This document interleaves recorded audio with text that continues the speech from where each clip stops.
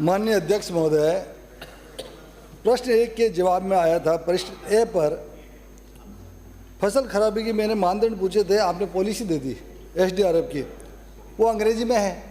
क्या मंत्री महोदय उसका हिंदी रूपांतरण करके बता सकते हैं? नंबर 1।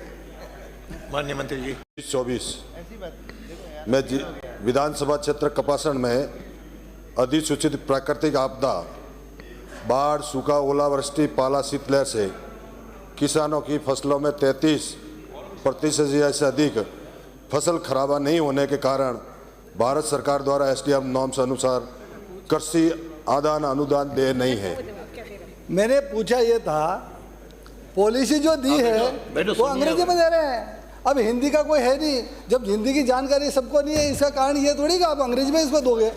अंग्रेजी में है तो अधिकारी को निर्देश दो, हिंदी में छाप के देवे, रूपांतरण करके देवे। सामान्य शासन से आने वाले कोई बात नहीं, आप पूछिए।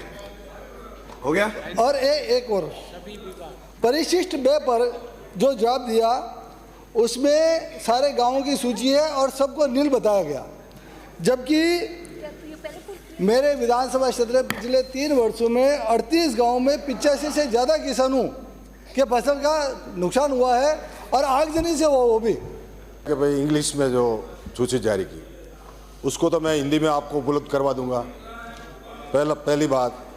दूसरी बात आपने बताई कि कपासन में, मैं आपके अध्यक्ष महोदय, मैं आपके माध्यम से ये बताना चाहता हूँ कि विधानसभा क्षेत्र कपासन में 3 आकाशीय बिजली गिरने से 3 व्यक्तियों की मृत्यु हुई और उसमें 12 लाख रुपए सरकार की तरफ से भुगतान किया गया। ये परिशिष्ट व्यय में जो जवाब दिया है फसल खराबे का, तो 0-0 ही दे रखा है, तो फिर एक पन्ने में 0 लिख देते, ये लिस्ट क्यों लगाई?